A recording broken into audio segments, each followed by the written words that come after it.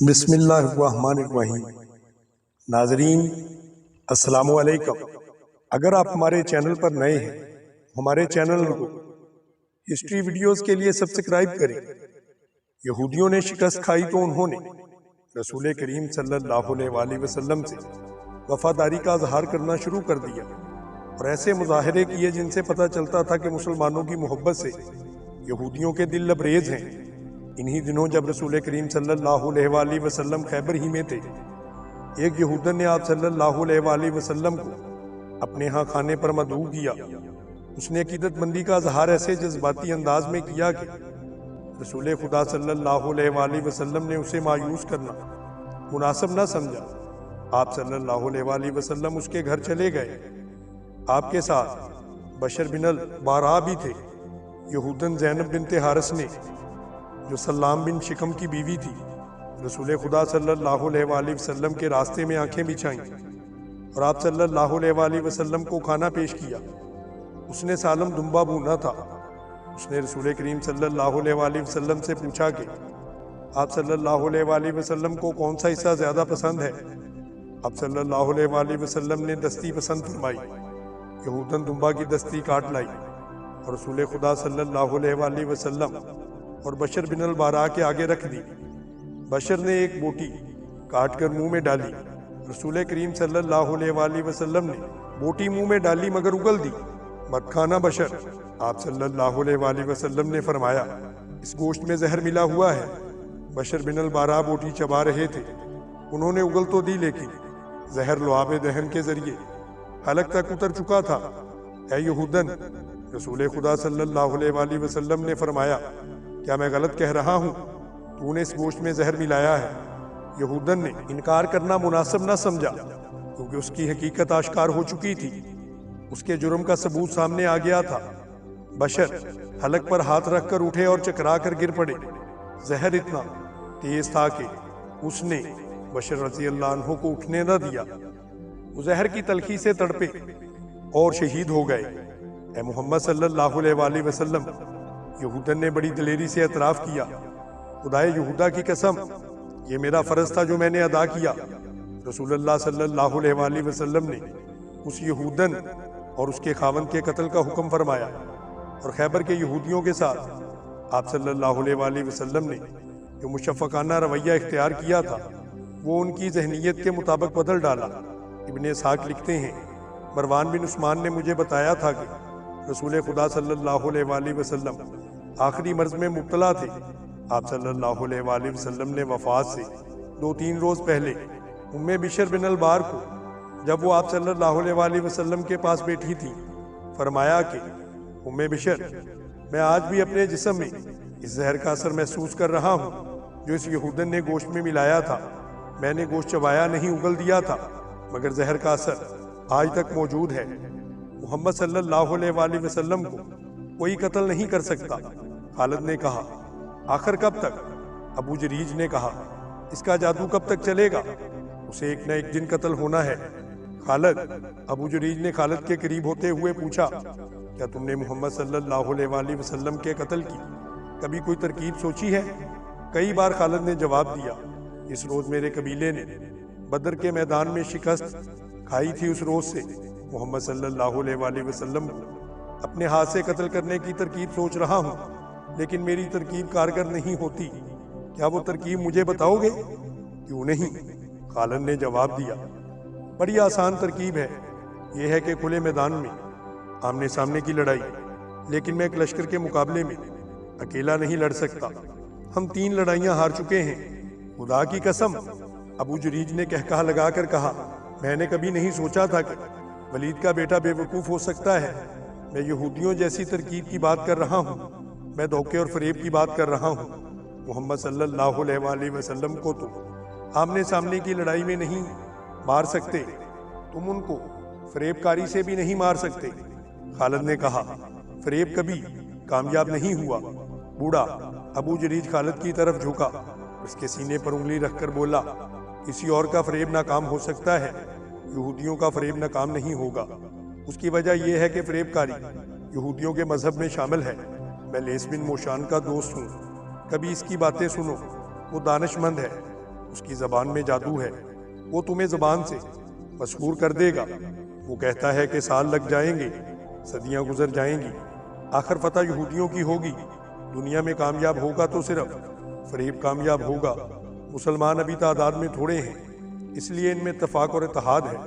اگر ان کی تعداد بڑھ گئی تو یہودی ایسے طریقوں سے ان میں تفرقہ ڈال دیں گے کہ مسلمان آپس میں لڑتے رہیں گے اور سمجھ نہ سکیں گے کہ یہ یہودیوں کی کارستانی ہے۔ محمد صلی اللہ علیہ وآلہ وسلم انہیں یکجان رکھنے تک کب تک زندہ رہیں گے؟ خالد اٹھ کھڑا ہوا، ابو جریج بھی اٹھا۔ خالد نے دونوں ہاتھ آگے کیے، ابو جریج نے اس کے ہاتھ اپنے ہاتھوں میں لے لیے۔ مصافحہ کر کے خالد اپنے گھوڑے پر سوار ہو گیا۔ تم نے یہ تو بتایا نہیں کہ کہاں جا رہے ہو؟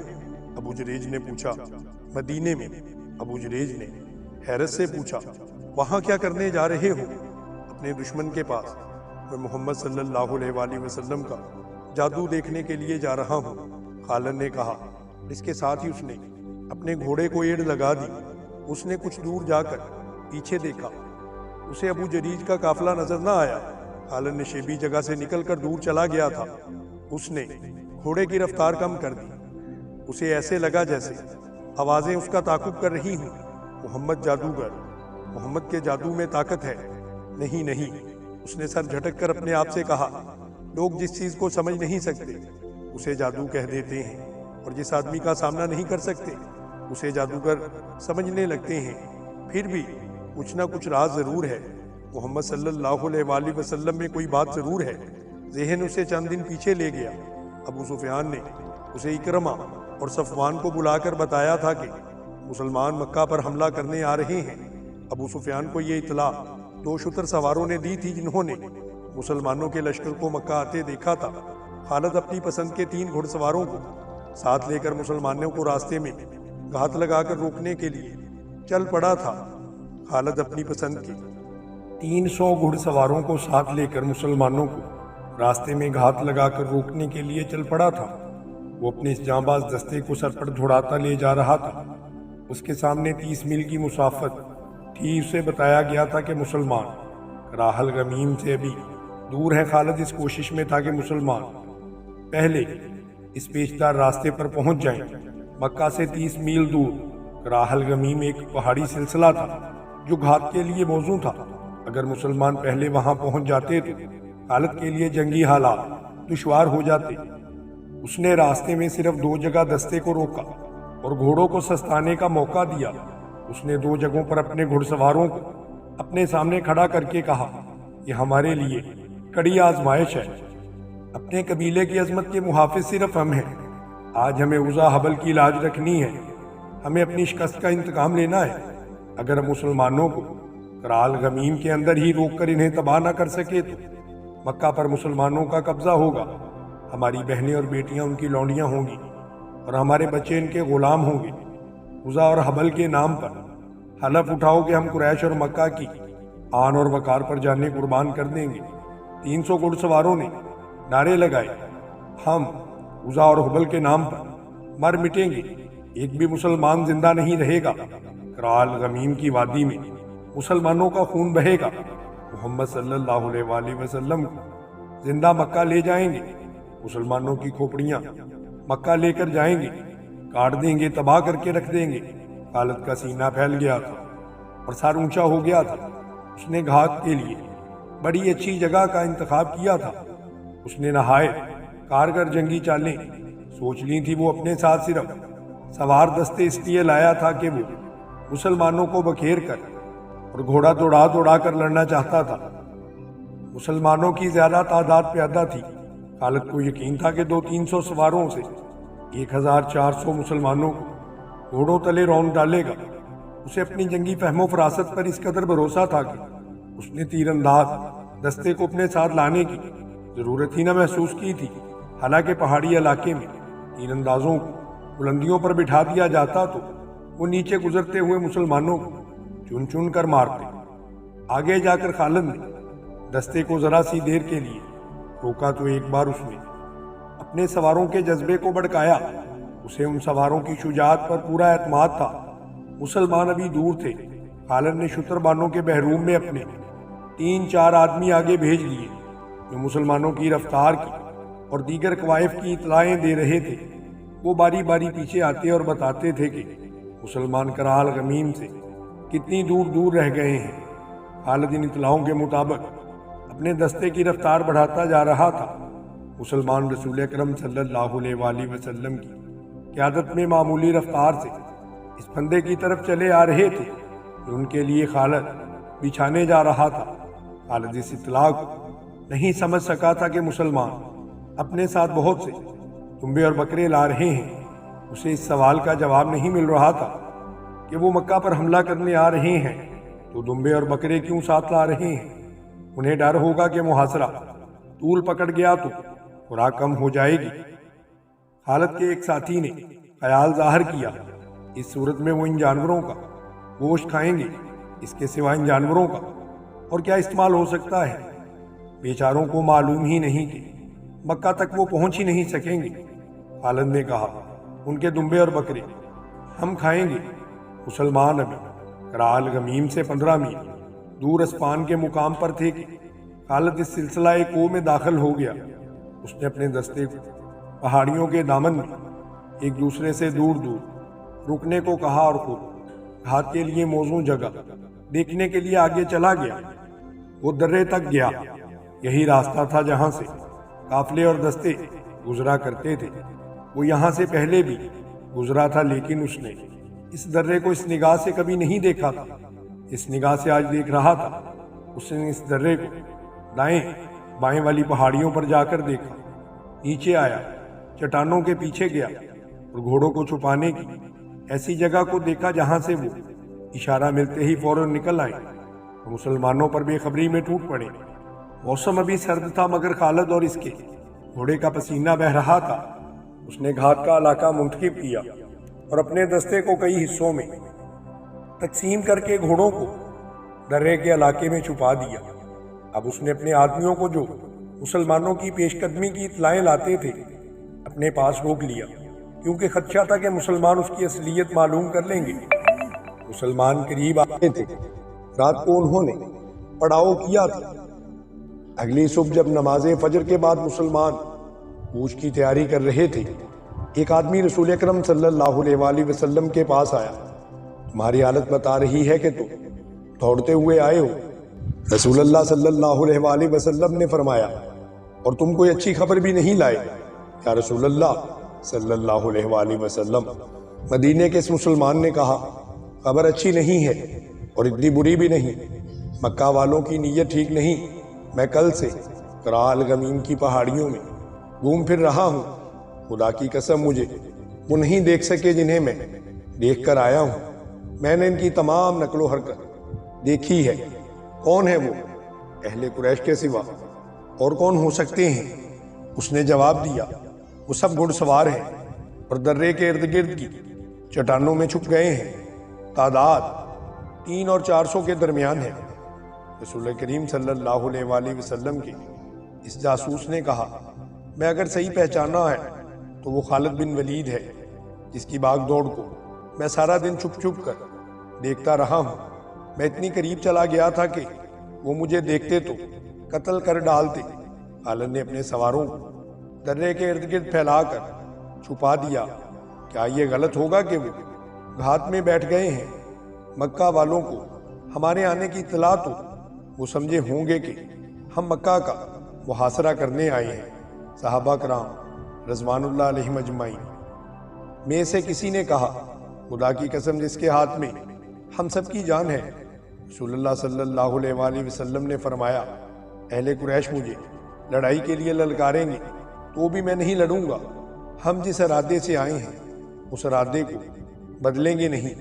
ہماری نیت مکہ میں جا کر عمرہ کرنے کی ہے اور ہم یہ دمبے اور بکرے قربانی کے لیے ساتھ لائے ہیں۔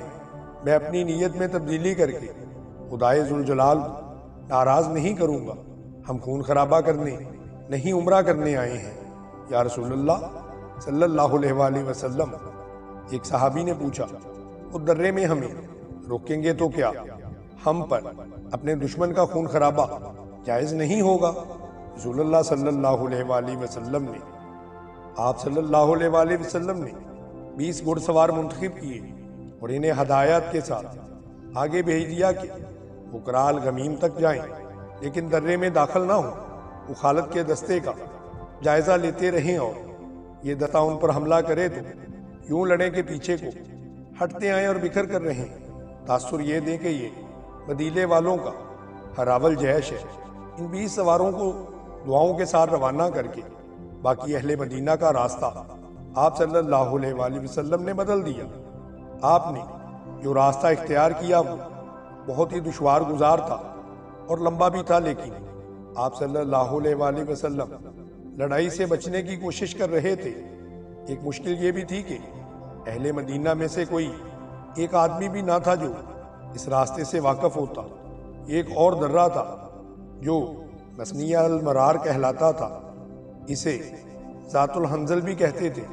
رسول کریم صلی اللہ علیہ وآلہ وسلم اپنے ساتھیوں کے ساتھ اس درے میں داخل ہو گئے اور سلسلہ ایک وہ کہ ایسے راستے سے گزرے جہاں سے کوئی نہیں گزرا کرتا تھا۔ وہ راستہ کسی کے گزرنے کے قابل ہی نہ تھا۔ خالد کی نظریں مسلمانوں کے ہراول دستے پر لگی ہوئی تھی، لیکن ہراول کے یہ 20 سوار رک گئے تھے۔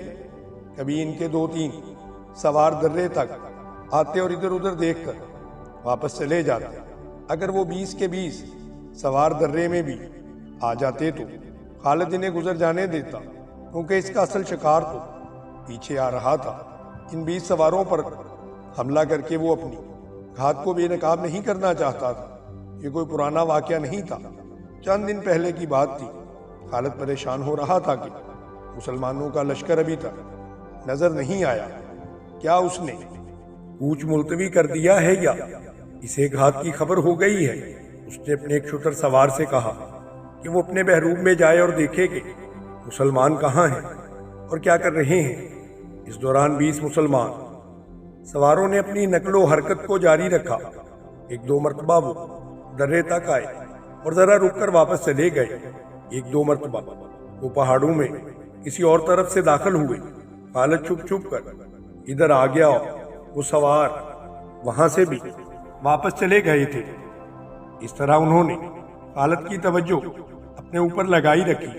خالد کے سوار اشارے کے انتظار میں ہاتھ میں چھپے رہے۔ سورج غروب ہو چکا تھا جب خالد کا شتر سوار جاسوس واپس آیا۔ وہ وہاں نہیں ہے۔ جاسوس نے خالد کو بتایا، کیا تمہاری آنکھیں اب انسانوں کو نہیں دیکھ سکتی؟ خالد نے طنزیہ لہجے میں پوچھا، صرف انسانوں کو دیکھ سکتی ہیں جو موجود ہیں۔ شتر سوار نے کہا، جو نہیں وہ نہیں ہیں، وہ کوچ کر گئے ہیں۔ کدھر گئے ہیں میں نہیں بتا سکتا۔ خالد اور زیادہ پریشان ہو گیا۔ صحرا کی شام گہری ہو گئی تو اس نے محسوس کیا کہ مسلمانوں کے ہراول کے سوار بھی وہاں نہیں ہیں۔ وہ ان کے کسی گھوڑے کے ہنہنانے کی آواز سنائی بھی نہیں دے رہی تھی۔ صبح طلوع ہوئی تو خالد نے اسی درے سے نکل کر دیکھا 20 سوار غائب تھے۔ اسے اپنی ناکامی کا احساس ہونے لگا تھا۔ اس کے ارادے، اس کے جنگی منصوبے خاک میں ملتے نظر آئے۔ اس نے سوچا کہ وہ خود اسفہان تک چلا جائے، لیکن پہچانے جانے کے ڈر سے رکا رہا۔ اس نے 2-3 آدمی اونچی پہاڑیوں پر بھیج دیے کہ ہر طرف نظر رکھے۔ دن آدھا گزر گیا تھا، اسے کوئی اطلاع نہ ملی۔ مسلمانوں کے ہراول کے 20 سوار بھی نہ نظر آئے۔ اسے توقع تھی کہ وہ آئیں گے دوپہر کے لگ بھگ۔ اس کا ایک سوار گھوڑا سر پر دوڑتا ہوا اس کے پاس آیا اور رک گیا۔ میرے ساتھ چلو، سوار نے تیز تیز بولتے ہوئے کہا۔ جو میں نے دیکھا ہے وہ تم بھی دیکھو۔ کیا دیکھا ہے تم نے؟ گرد، سوار نے کہا۔ خدا کی قسم وہ گرد کسی قافلے کی نہیں ہو سکتی۔ کیا ایسا نہیں ہو سکتا کہ وہ مسلمانوں کا لشکر ہو؟ خالد نے گھوڑے کو ایڑ لگائی اور مکہ کی سمت پہاڑی علاقے سے باہر نکل گیا۔ اسے زمین سے گرد کے بادل اٹھتے دکھائی دیے۔ خدا کی قسم، خالد نے کہا، قبیلہ قریش میں کوئی ایسا نہیں جو محمد صلی اللہ علیہ وآلہ وسلم جیسا دانش مند ہو۔ وہ میری گھات سے نکل گئے ہیں۔ مسلمان رسول اللہ صلی اللہ علیہ وآلہ وسلم کی قیادت میں کرال غمیم کی دوسری طرف سے مکہ کی طرف نکل گئے۔ رات کو ان کے 20 سوار بھی دور کے راستے سے ان کے پیچھے گئے اور ان سے جا ملے تھے۔ خالد نے گھوڑا موڑا اور ایڑ لگائی۔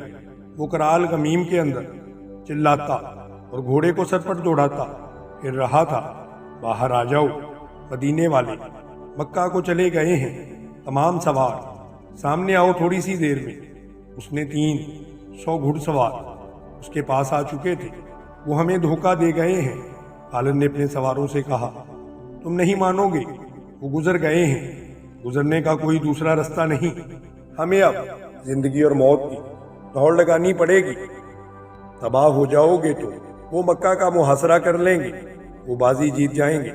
آج مدینہ کے رستے پر جب مدینہ قریب رہ گیا تھا، خالد کو یاد آ رہا تھا کہ اسے مکہ پر مسلمانوں کے قبضے کا ڈر تو تھا، لیکن وہ رسول کریم صلی اللہ علیہ وآلہ وسلم کی اس جنگی چال پر اشش کر اٹھا تھا۔ وہ خود فن حرب و ضرب اور عسکری چالوں کا ماہر اور دلدادہ سمجھا جاتا تھا۔ وہ سمجھ گیا کہ رسول اللہ صلی اللہ علیہ وآلہ وسلم نے اپنے ہراول کے 20 سوار دھوکہ دینے کے لیے بھیجے ہوں گے۔ سوار اسے کامیابی سے دھوکہ دے چکے تھے، اس کی توجہ کو گرفتار کیے رکھا اور مسلمان دوسری طرف سے نکل گئے۔ یہ جادو نہیں، خالد نے اپنے آپ سے کہا، اگر اپنے قبیلے کی سرداری مجھے مل جائے تو جادو کے یہ کرتا، میں بھی دکھا سکتا ہوں۔ یہ صحیح تھا کہ اس کے باپ نے اسے ایسی عسکری تعلیم و تربیت دی تھی کہ وہ میدان کا جادوگر کہلا سکتا تھا، مگر اس کے اوپر ایک سردار تھا، ابو سفیان۔ وہ قبیلے کا سالار اعلیٰ تھا۔ اس کے متحد خالد کو کوئی چال نہیں چلتی دکھائی دیتی تھی۔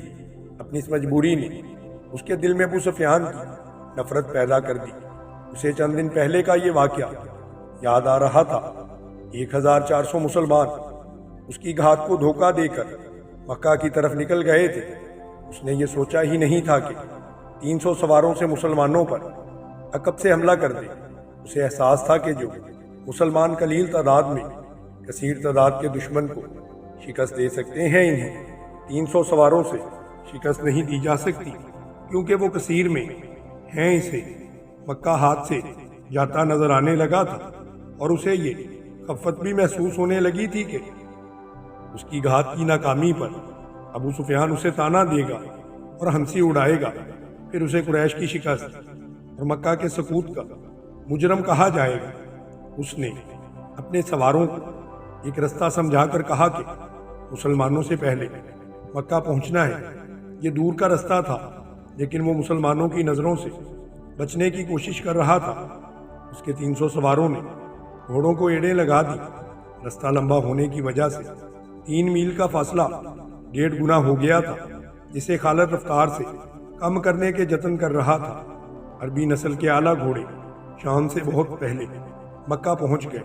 وہاں مسلمانوں کی ابھی ہوا بھی نہیں پہنچی تھی۔ مکہ کے لوگ گھوڑوں کے شور و غل پر گھروں سے نکل آئے۔ ابو سفیان بھی باہر آ گیا۔ کیا تمہاری گھات کامیاب رہی؟ ابو سفیان نے پوچھا۔ وہ گھات میں آئے ہی نہیں۔ خالد نے گھوڑے سے کود کر اترتے ہوئے کہا، کیا تم مکہ کے ارد گرد ایسی خندق دبا سکتے ہو جیسی محمد صلی اللہ علیہ وآلہ وسلم نے مدینہ کے ارد گرد دعائی تھی؟ وہ کہاں ہیں؟ ابو سفیان نے گھبرائی ہوئی آواز میں کہا، کیا یہ بہتر نہیں ہوگا کہ مجھے ان کی کچھ خبر دو؟ جتنی دیر میں تم خبر سنتے اور سوچتے ہو، اتنی دیر میں وہ مکہ کو محاصرہ میں لے لیں گے۔ خالد نے کہا، حبل اور عزا کی عظمت کی قسم، وہ پہاڑوں اور چٹانوں کو رونتے ہوئے آ رہے ہیں۔ اگر وہ کرال غمیم میں سے کسی اور رستے سے گزرے ہیں تو وہ انسان نہیں، کوئی پیادہ وہاں سے اتنی تیزی سے نہیں گزر سکتا جتنی تیزی سے وہ گزر آئے ہیں۔ خالد، ابو سفیان نے کہا، ذرا ٹھنڈے ہو کر سوچو، خدا کی قسم گھبراہٹ سے تمہاری آواز کانپ رہی ہے۔ ابو سفیان، خالد نے جل کر کہا، تم میں صرف یہ خوبی ہے کہ تم میرے قبیلے کے سردار ہو۔ میں تمہیں یہ بتا رہا ہوں کہ ان کے لیے مکہ کی اینٹ سے اینٹ بجا دینا کوئی مشکل نہیں۔ خالد نے دیکھا کہ اس کے 2 ساتھی سالار اکرمہ اور صفوان قریب ہی کھڑے تھے۔ خالد نے ان سے کہا، آج بھول جاؤ کہ تمہارا سردار کون ہے، صرف یہ یاد رکھو کہ مکہ پر طوفان آ رہا ہے، اپنی آن کو بچاؤ۔ یہاں کھڑے ہو کر ایک دوسرے کا منہ نہ دیکھو، اپنے شہر کو بچاؤ، اپنے دیوتاؤں کو بچاؤ۔ سارے شہر میں بھگدڑ بپا ہو گئی تھی۔ لڑنے والے لوگ برچیاں، تلواریں اور تیر کمان اٹھائے مکہ کے دفاع کو نکل آئے۔ عورتوں اور بچوں کو ایسے بڑے مکانوں میں منتقل کیا جانے لگا جو کلوں جیسے تھے۔ جوان عورتیں بھی لڑنے کے لیے تیار ہو گئیں۔ یہ ان کے شہر اور جان و مال کا ہی نہیں، ان کے مذہب کا بھی مسئلہ تھا۔ یہ دو نظریوں کی ٹکر تھی، لیکن خالد اسے اپنی ذاتی وقار اور اپنے خاندانی وقار کا مسئلہ بھی سمجھتا تھا۔ اس کا خاندان جنگ و جدل کے لیے مشہور تھا۔ اس کے باپ کو لوگ عسکری قائد کہتے تھے۔ خالد اپنے خاندان کے نام اور خاندانی روایات کو زندہ رکھنے کی سر توڑ کوشش کر رہا تھا۔ اس نے ابو سفیان کو نظر انداز کر دیا۔ اکرمہ اور صفوان کو لے کر ایسی چالیں سوچ لیں جن سے وہ مسلمانوں کو شہر سے دور رکھ سکتا تھا۔ اس نے سواروں کی کچھ تعداد اس کام کے لیے منتخب کر لی کہ یہ سوار شہر سے دور چلے جائیں اور مسلمان اگر محاصرہ کر لیں تو یہ گھوڑ سوار عقب سے محاصرے پر حملہ کر دیں، مگر وہاں جم کر لڑے نہیں بلکہ محاصرے میں کہیں شگاف ڈال کر بھاگ جائیں۔ شہر میں افراتفری اور لڑنے والوں کی بھاگ دوڑ اور للکار میں چند ایک عورتوں کی مترنم آوازیں سنائی دینے لگیں۔ ان کی آوازیں ایک آواز بن گئی تھی۔ وہ رزمیہ گیت گا رہی تھی جن میں رسول اللہ صلی اللہ علیہ وآلہ وسلم کی قتل کا ذکر تھا۔ بڑا جوشیلا اور بھڑکا دینے والا گیت تھا۔ یہ عورتیں گلیوں میں یہ گیت گاتی پھر رہی تھیں۔ چند ایک مسلح شتر سواروں کی مدینہ کی طرف سے آنے والے رستے پر اور 2-3 اور سمتوں کو دوڑا دیا گیا کہ وہ مسلمانوں کی پیش قدمی کی خبریں پیچھے پہنچاتے رہیں۔ عورتیں اونچے مکانوں کی چھتوں پر چڑھ کر مدینہ کی طرف دیکھ رہی تھیں۔ سورج افق میں اترتا جا رہا تھا۔ صحرا کی شفق بڑی دل فریب ہوا کرتی ہے، مگر اس شام مکہ والوں کو شفق میں لہو کے رنگ دکھائی دے رہے تھے۔ کہیں سے کسی بھی طرف سے گرد اٹھتی نظر نہیں آ رہی تھی۔ انہیں اب تک آ جانا چاہیے تھا۔ خالد نے اکرمہ اور صفوان سے کہا، ہم اتنی جلدی خندق نہیں کھود سکتے، ہم خندق کا سہارا نہیں لیں گے۔ اکرمہ نے کہا، ہم ان کے محاصرے پر حملہ کریں گے۔ صفوان نے کہا، ان کے پاؤں جمنے نہیں دیں گے۔ سورج غروب ہو گیا، رات گہری ہونے لگی۔ کچھ بھی نہ ہوا مکہ میں، زندگی بیدار اور سرگرم رہی جیسے وہاں رات آئی ہی نہ ہو۔ عورتوں، بچوں اور بوڑھوں کو قلعوں جیسے مکانوں میں پہلے ہی منتقل کر دیا گیا تھا۔ جو لڑنے کے قابل تھے وہ اپنے سالاروں کی ہدایت پر شہر کے ارد گرد اپنے مورچے مضبوط کر رہے تھے۔ رات آدھی گزر گئی، مدینہ والوں کی آمد کے کوئی آثار نہ آئے۔ پھر رات گزر گئی۔ خالد ابو سفیان نے پوچھا، کہاں ہیں وہ؟ اگر تم یہ سمجھتے ہو کہ وہ نہیں آئیں گے تو یہ بہت خطرناک فریب ہے جو تم اپنے آپ کو دے رہے ہو۔ خالد نے کہا، محمد صلی اللہ علیہ وآلہ وسلم کی عقل تک تم نہیں پہنچ سکتے۔ وہ جو سوچ سکتے ہیں وہ تم نہیں سوچ سکتے۔ وہ آئیں گے۔ اس وقت تک مسلمان چند ایک مار کے دوسرے قبیلوں کے خلاف لڑ کر اپنی داغ بٹھا رہے تھے۔ ان میں غزوہ خیبر کا ایک بڑا مارکا تھا۔ انہیں جنگ کا تجربہ ہو چکا تھا۔ ابو سفیان خالد نے کہا، میں تمہیں خبردار کرتا ہوں کہ مسلمان اب وہ نہیں رہے جو تم نے خود میں دیکھے تھے۔ اب وہ لڑنے کے ماہر بن چکے ہیں۔ ان کا ابھی تک سامنے نہ آنا ایک چال ہو سکتا ہے۔ ابو سفیان کچھ کہنے ہی لگا تھا کہ ایک شتر سوار نظر آیا جس کا اونٹ بہت تیز رفتاری سے دوڑتا آ رہا تھا۔ ابو سفیان اور خالد کے قریب آ کر اس نے اونٹ روکا اور کود کر نیچے آیا۔ میری آنکھوں نے جو دیکھا ہے وہ تم نہیں مانو گے۔ شتر سوار نے کہا، میں نے مسلمانوں کو حدیبیہ میں خیمہ زن ہوتے ہوئے دیکھا ہے۔ وہ محمد صلی اللہ علیہ وآلہ وسلم اور اس کا لشکر نہیں ہو سکتا۔ ابو سفیان نے کہا، خدا کی قسم، میں محمد صلی اللہ علیہ وآلہ وسلم کو اس طرح پہچانتا ہوں جس طرح تم مجھے پہچانتے ہو۔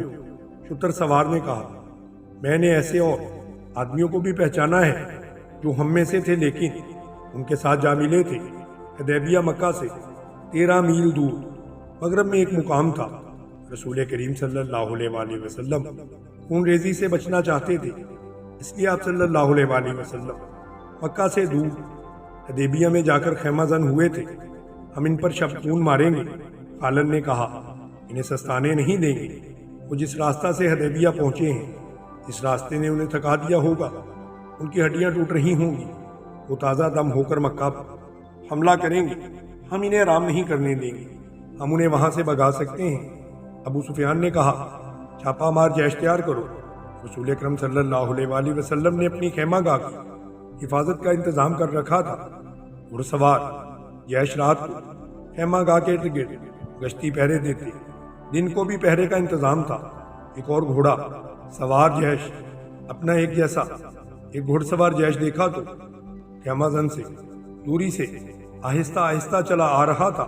مسلمان سوار ان سواروں کی طرف چلے گئے، وہ قریش کے سوار تھے جو وہاں نہ رکے اور نہ دور چلے گئے۔ کچھ دیر بعد وہ ایک اور طرف سے آتے نظر آئے، مسلمانوں کی خیمہ گاہ سے تھوڑی دور رک کر چلے گئے۔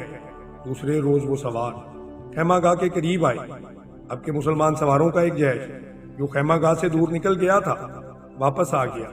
اس جیش نے ان سواروں کو گھیر لیا، انہوں نے گھیرے سے نکلنے کے لیے ہتھیار نکال لیے۔ ان میں جھڑپ ہو گئی، لیکن مسلمان سواروں کے کماندار نے اپنے سواروں کو روک لیا۔ انہیں نکل جانے دو۔ جیش کے کماندار نے کہا ہم لڑنے آئے ہوتے تو ان میں سے ایک کو بھی زندہ نہ جانے دیتے۔ وہ مکہ کے لڑاکا سوار تھے، انہوں نے واپس جا کر ابو سفیان کو بتایا چند اور سواروں کو بھیجو۔ ابو سفیان نے کہا ایک شب خون مارو میرے قبیلے کے سردار۔ ایک سوار نے کہا ہم نے شب خون مارنے کی بہت کوشش کی ہے، لیکن ان کے خیمہ گاہ کے ارد گرد دن رات گھوڑ سوار گھومتے پھرتے ہیں۔ قریش کے چند اور سواروں کو بھیجا گیا، انہوں نے شام کے بعد شب خون مارنے کی کوشش کی، لیکن مسلمان سواروں نے ان کے کچھ سواروں کو زخمی کر کے وہاں سے بھگا دیا۔ مکہ والوں پر تذبذب کی کیفیت طاری تھی، وہ راتوں کو سوتے بھی نہیں تھے، محاصرہ کے ڈر سے وہ ہر وقت بیدار اور چوکس رہنے لگے تھے، اور دن گزرتے جا رہے تھے۔ آخر ایک روز مکہ میں ایک مسلمان سوار داخل ہوا، یہ حضرت عثمان رضی اللہ عنہ تھے۔ انہوں نے ابو سفیان کے متعلق پوچھا۔ ابو سفیان نے دور سے دیکھا، دوڑا آیا، خالد بھی آ گیا۔ میں محمد رسول اللہ صلی اللہ علیہ وآلہ وسلم کا پیغام لے کر آیا ہوں۔ حضرت عثمان رضی اللہ عنہ نے کہا ہم لڑنے نہیں آئے، ہم عمرہ کرنے آئے ہیں، عمرہ کر کے چلے جائیں گے، اگر ہم اجازت نہ دے تو۔ ابو سفیان نے پوچھا ہم مکہ والوں کے خدا کا حکم ماننے والے نہیں؟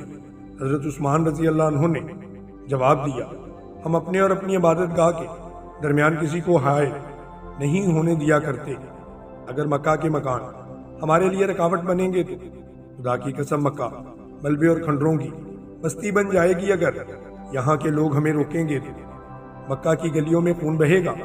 ابو سفیان ہم امن کا پیغام لے کر آئے ہیں اور یہاں کے لوگوں سے امن کا تحفہ لے کر جائیں گے۔ خالد کو وہ لمحے یاد تھے جب یہ مسلمان سوار پروقار لہجے میں دھمکی دے رہا تھا۔ خالد کا خون کھول اٹھنا چاہیے تھا، لیکن اسے یہ آدمی بڑا اچھا لگا تھا۔ ابو سفیان نے عثمان رضی اللہ عنہ کو عمرے کی پیشکش بھی کی تھی، لیکن انہوں نے اپنے نبی صلی اللہ علیہ وآلہ وسلم کے بنا اکیلے عمرہ کرنے سے صاف انکار کر دیا۔ ادھر مذاکرات میں جب زیادہ وقت گزرا تو ہوا کے دوش پر یہ افواہ حدیبیہ تک پہنچی کہ عثمان رضی اللہ عنہ کو قتل کر دیا گیا ہے، جس کے جواب میں رسول کریم صلی اللہ علیہ وآلہ وسلم نے قتل عثمان کے انتقام کے لیے اپنے 1400 جان نثاروں سے بیعت لی۔ اس بیعت کو تاریخ میں بیعت رضوان کے نام سے یاد کیا جاتا ہے۔ اس بیعت کی وجہ سے ابو سفیان سمجھوتے پر راضی ہوا تھا، پھر ایک صلح نامہ تحریر ہوا تھا، اسے صلح حدیبیہ کا نام دیا گیا۔ مسلمانوں کی طرف سے رسول اکرم صلی اللہ علیہ وآلہ وسلم نے اور قریش کی طرف سے سہیل بن عمر نے دستخط کیے تھے۔ اس صلح نامے میں طے پایا تھا کہ مسلمان اور اہل قریش 10 سال تک نہیں لڑیں گے، اور مسلمان آئندہ سال عمرہ کرنے کے لیے آئیں گے اور مکہ میں 3 دن ٹھہر سکیں گے۔ رسول کریم صلی اللہ علیہ وآلہ وسلم قریش میں سے تھے۔ خالد آپ صلی اللہ علیہ وآلہ وسلم کو بہت اچھی طرح سے جانتا تھا، لیکن اب اس نے آپ صلی اللہ علیہ وآلہ وسلم کو دیکھا تو محسوس کیا کہ یہ کوئی اور محمد صلی اللہ علیہ وآلہ وسلم ہے۔ وہ ایسا متاثر ہوا کہ اس کے ذہن سے اتر گیا کہ یہ وہی محمد صلی اللہ علیہ وآلہ وسلم ہے جسے وہ اپنے ہاتھوں سے قتل کرنے کے منصوبے بناتا رہا تھا۔ خالد نبی اکرم صلی اللہ علیہ وآلہ وسلم کو ایک سالار کی حیثیت سے زیادہ دیکھ رہا تھا۔ وہ آپ صلی اللہ علیہ وآلہ وسلم کی عسکری اہلیت کا قائل ہو گیا تھا۔ صلح حدیبیہ تک مسلمان رسول کریم صلی اللہ علیہ وآلہ وسلم کی قیادت میں چھوٹے بڑے 28 معرکے لڑ چکے اور فتح و نصرت کی دھاک بٹھا چکے تھے۔ مسلمان عمرہ کرنے کے لیے چلے گئے۔ 2 مہینے گزر گئے۔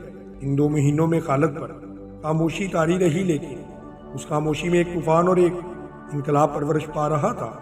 خالد نے مذہب میں کبھی بھی دلچسپی نہیں لی تھی۔ اسے نہ کبھی اپنے بتوں کا خیال آیا تھا، نہ کبھی اس نے رسول کریم صلی اللہ علیہ وآلہ وسلم کی رسالت کو سمجھنے کی کوشش کی تھی، مگر اب از خود اس کا دھیان مذہب کی طرف چلا گیا۔ وہ اس سوچ میں کھو گیا کہ مذہب کون سا سچا ہے اور انسان کی زندگی میں مذہب کی اہمیت اور ضرورت کیا ہے۔ اکرمہ ایک روز خالد نے اپنے ساتھی سالار اکرمہ سے، جو اس کا رشتے میں بھتیجا بھی تھا، کہا، میں نے فیصلہ کر لیا ہے، میں سمجھ گیا ہوں۔ کیا سمجھ گئے ہو خالد؟ اکرمہ نے پوچھا۔ محمد صلی اللہ علیہ وآلہ وسلم جادوگر نہیں، خالد نے کہا، اور محمد صلی اللہ علیہ وآلہ وسلم شاعر بھی نہیں۔ میں نے محمد صلی اللہ علیہ وآلہ وسلم کو اپنا دشمن سمجھنا چھوڑ دیا ہے، اور میں نے ان کو خدا کا رسول تسلیم کر لیا ہے۔ حبل اور عزا کی قسم، تم مذاق کر رہے ہو۔ اکرمہ نے کہا، کوئی نہیں مانے گا کہ ولید کا بیٹا اپنا مذہب چھوڑ رہا ہے۔ ولید کا بیٹا اپنا مذہب چھوڑ چکا ہے، خالد نے کہا۔ کیا تم بھول گئے ہو کہ محمد صلی اللہ علیہ وآلہ وسلم ہمارے کتنے آدمیوں کو قتل کرا چکے ہیں؟ اکرمہ نے کہا، تم ان کے مذہب کو قبول کر رہے ہو جن کے خون کے ہم پیاسے ہیں۔ میں نے فیصلہ کر لیا ہے اکرمہ، خالد نے دو ٹوک لہجے میں کہا۔ میں نے سوچ سمجھ کر فیصلہ کیا ہے۔ اسی شام ابو سفیان نے خالد کو اپنے ہاں بلایا۔ اکرمہ بھی وہاں پر موجود تھا۔ کیا تم بھی محمد صلی اللہ علیہ وآلہ وسلم کی باتوں میں آ گئے ہو؟ ابو سفیان نے اس سے پوچھا۔ تم نے ٹھیک سنا ہے ابو سفیان، خالد نے کہا۔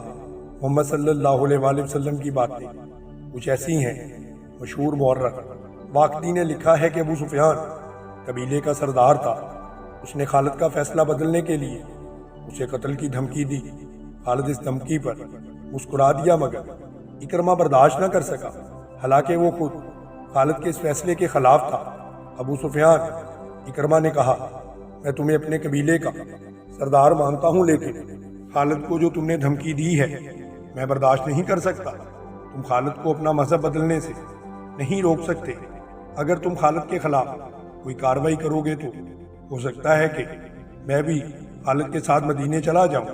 اگلے ہی روز مکہ میں ہر کسی کی زبان پر یہ الفاظ تھے، خالد بن ولید محمد صلی اللہ علیہ وآلہ وسلم کے پاس چلا گیا ہے۔ خالد یادوں کے ریلے میں بہتا ہوا مدینے کو چلا جا رہا تھا۔ اسے اپنا ماضی اس طرح یاد آ رہا تھا جیسے وہ گھوڑے پر سوار مدینے کو نہیں بلکہ پیادہ اپنی منزل کی طرف جا رہا تھا۔ اسے مدینے کے اونچے مکانوں کی منڈھیریں نظر آنے لگی۔ خالد، اسے کسی نے پکارا، لیکن اسے گزرے ہوئے وقت کی آواز سمجھ کر اس نے اسے نظر انداز کر دیا۔ اسے گھوڑوں کے ٹاپ سنائی دے رہے تھے۔ تب اس نے دیکھا اسے 2 گھوڑے اپنی طرف آتے دکھائی دیے۔ وہ رک گیا۔ گھوڑے اس کے قریب آ گئے۔ ایک سوار اس کے قبیلے کا مشہور جنگجو عمر بن العاص تھا اور دوسرے عثمان بن طلحہ۔ دونوں نے ابھی اسلام قبول نہیں کیا تھا۔ کیا تم دونوں مجھے واپس مکہ لے جانے کے لیے آئے ہو؟ خالد نے ان سے پوچھا۔ تم جا کہاں رہے ہو؟ عمر بن العاص نے پوچھا۔ اور تم دونوں کہاں جا رہے ہو؟ خالد نے پوچھا۔ خدا کی قسم، ہم تمہیں بتائیں گے کہ تم خوش نہیں ہوگے۔ عثمان بن طلحہ نے کہا، ہم مدینے جا رہے ہیں، بات پوری کرو۔ عثمان، عمر بن العاص نے کہا، خالد، ہم محمد صلی اللہ علیہ وآلہ وسلم کا مذہب قبول کرنے جا رہے ہیں۔ ہم نے محمد صلی اللہ علیہ وآلہ وسلم خدا کا سچا نبی مان لیا ہے، پھر ہم ایک ہی منزل کے مسافر ہیں۔ خالد نے کہا، وہ کٹھے چلیں۔ وہ 31 مئی کا دن تھا جب تاریخ اسلام کے 2 عظیم جرنیل خالد بن الولید اور عمر بن العاص مدینے میں داخل ہوئے۔ ان کے ساتھ عثمان بن طلحہ تھے۔ تینوں رسول کریم صلی اللہ علیہ وآلہ وسلم کے حضور پہنچے۔ سب سے پہلے خالد بن الولید رضی اللہ عنہ اندر آ گئے۔ ان کے پیچھے عمر بن العاص اور عثمان بن طلحہ رضی اللہ عنہم تھے۔ تینوں نے قبول اسلام کی خواہش ظاہر کی۔ رسول اللہ صلی اللہ علیہ وآلہ وسلم اٹھ کھڑے ہوئے اور تینوں کو باری باری گلے لگایا